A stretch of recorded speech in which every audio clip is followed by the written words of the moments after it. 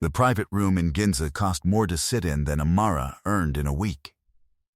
The plates were older than her grandmother. Her tea bowl had a crack mended with a seam of gold. Someone had paid a fortune to keep a broken thing and call it beautiful. Amara understood that. She had been doing it to herself for years. She was a nurse. Pediatric intensive care. 11 years. She could find a vein in a screaming toddler in the dark. But not tonight. Tonight she was a single mother in her one good dress. On a blind date she had nearly canceled twice. The staff would not look at her.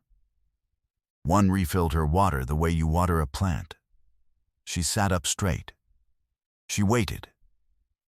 Here is what I need before that door opens.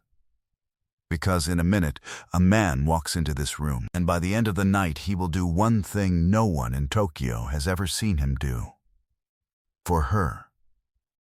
Subscribe so the ending doesn't slip past you. And tell me in the comments where you're watching from tonight. I want to know who was in the room when it happened. Her mother had arranged the whole thing. A good man, she'd said. Quiet, careful, money, though she wouldn't say how much. Amara had a daughter, Zola, 6 years old, asleep across the river at her grandmother's.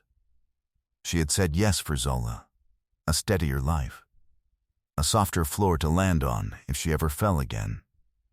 Then the door slid open. The man who came in was not the man she had pictured.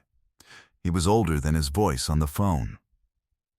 Broad through the shoulders, careful in the way he moved, like a person who had learned that fast movements cost. His suit was plain and perfect. He had a scar through one eyebrow and a fingertip missing from his left hand. He looked at her, and something in his face went still. "You waited," he said. "You're late," Amara said. He almost smiled. "Yes, I am sorry. That was rude." He sat across from her. He took his shoes off at the edge of the mat without being asked, because he could not stop himself. 2 men in dark suits stood outside the door and did not come in. Amara noticed all of it and pretended she hadn't. His name was Ren Takida. That was all she knew. They talked. It was awkward, and then it wasn't. He asked about Zola, not politely. He wanted to know. He asked what she was like, and Amara told him about the drawings on the refrigerator, about the way the girl narrated her own life like a small, anxious sportscaster. Ren laughed once, quietly.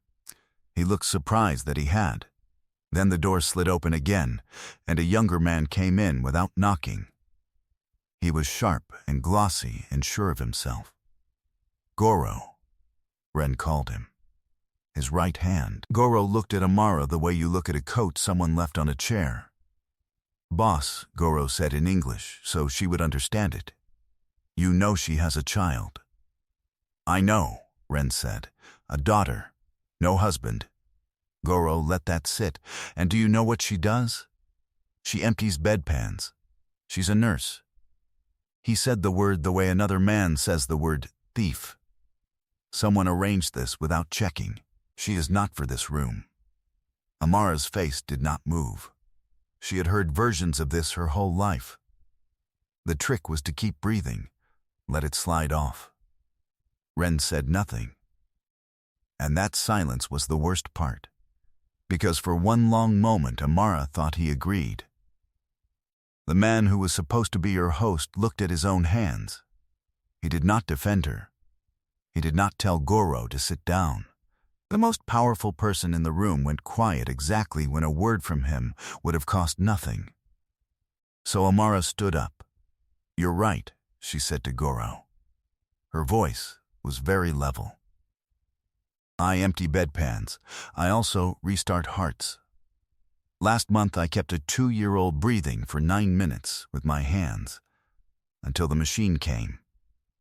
So be careful when you decide what a nurse is worth. You might need one sooner than you think." She reached for her bag. She was done. She never got to leave. Goro made a small sound. Halfway between a word and a cough, he put one hand flat on the table. His face had gone the wrong color. A gray Amara knew on sight. His lips were tinting blue at the edges. He sat down hard. And then, he wasn't sitting. He was sliding. The beautiful old plates went off the table and shattered on the floor. "He's choking," someone said from the doorway.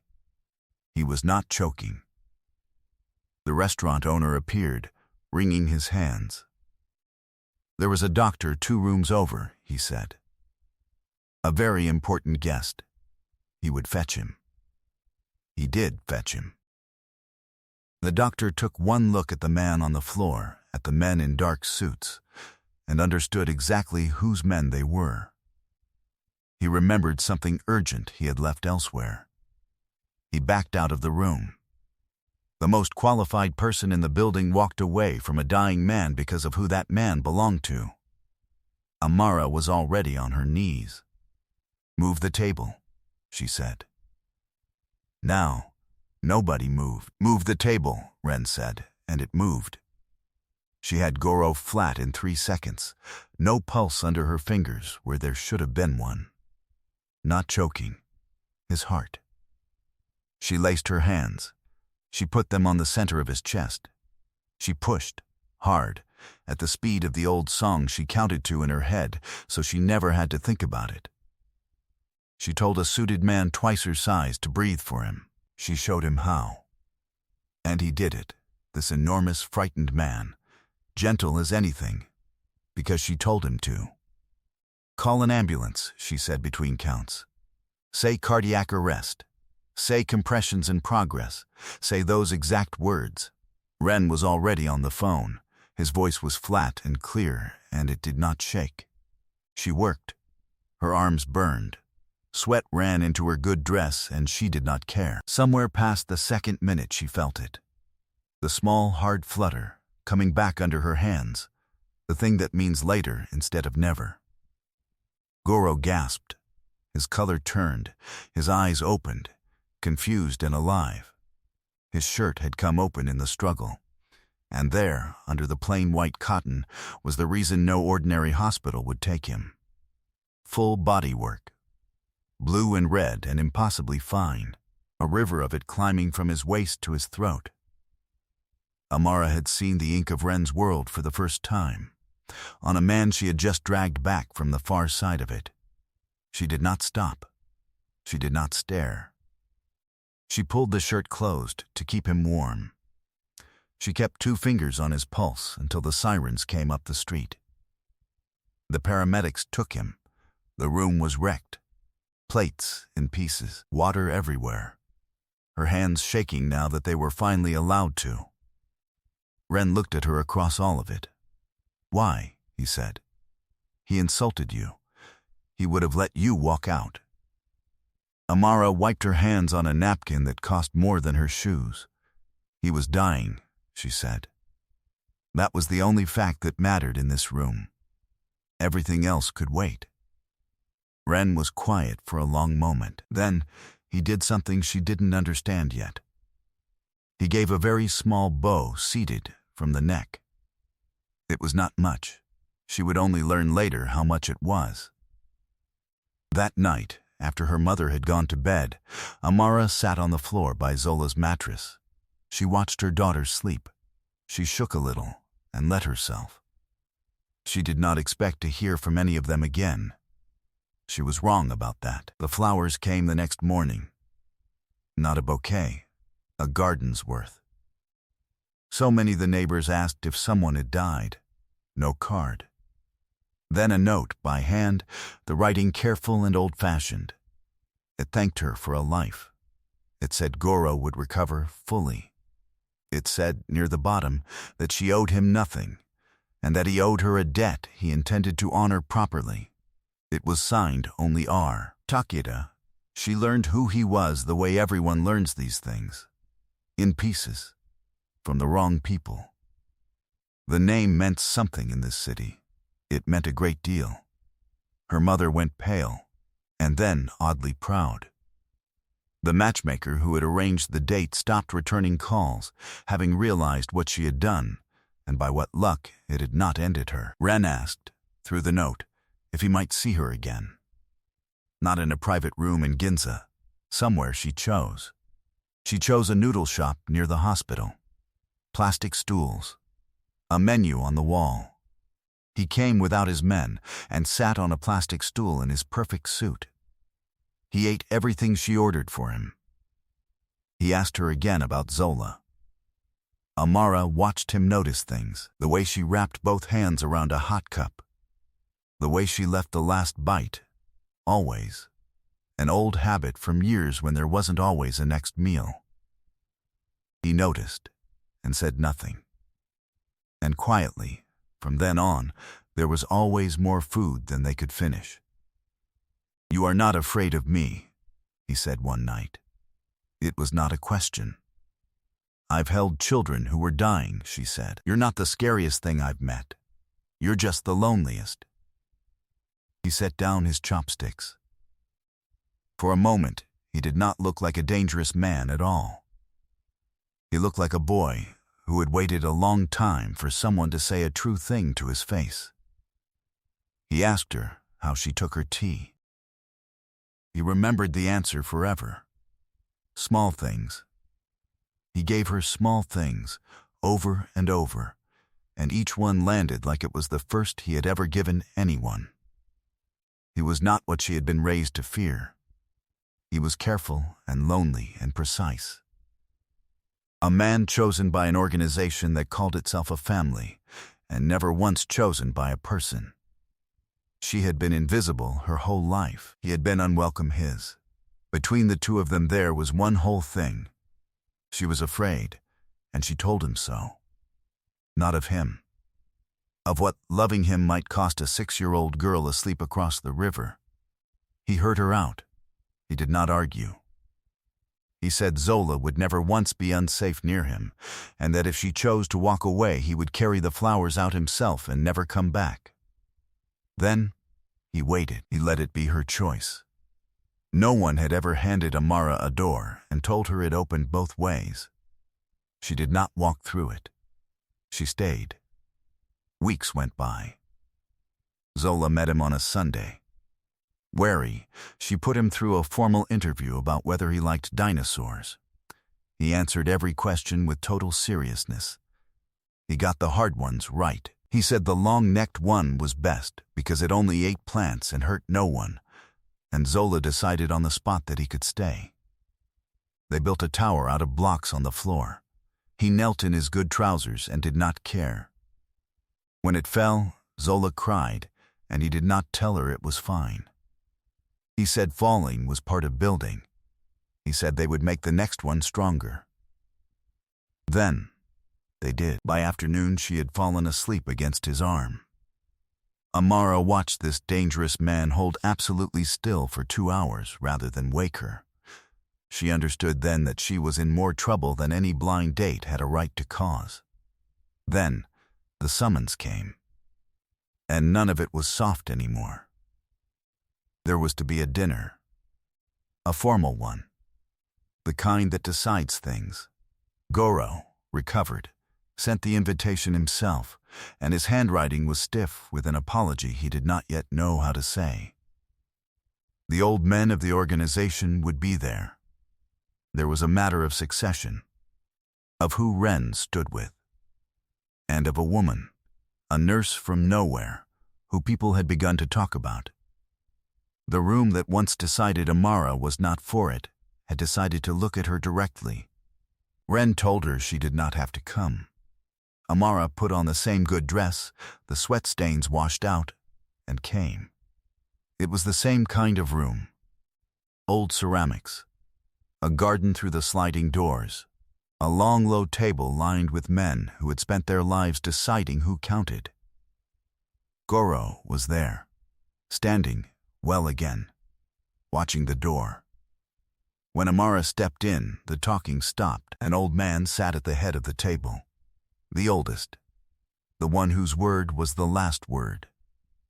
He looked at her the way the staff in Ginza had, like a coat on a chair. "This is the nurse," he said. "Not to her, about her. This is the woman who saved my life," Goro said.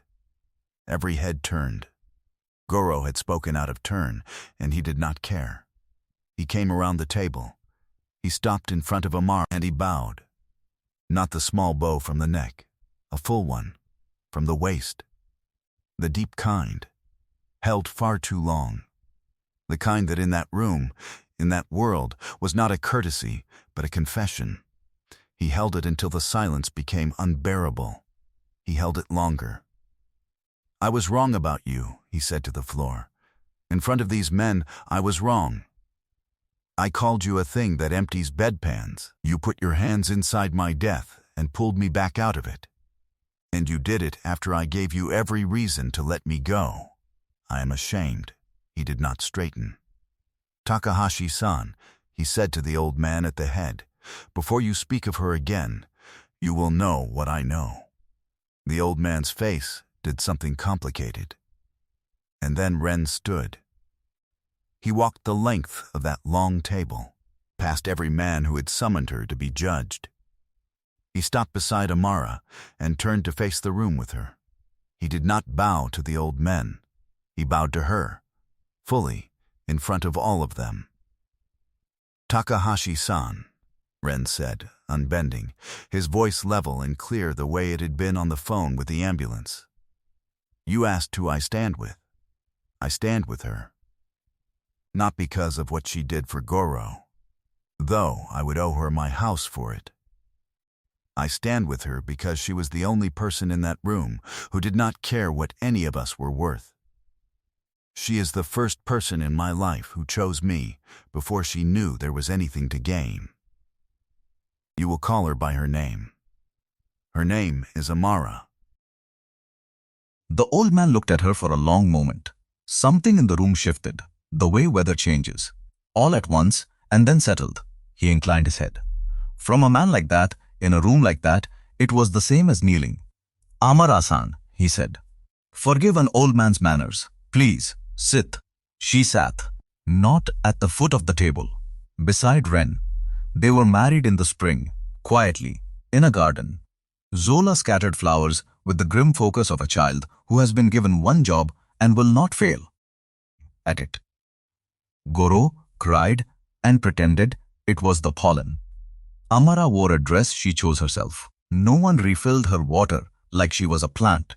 Every man in that garden knew her name and used it.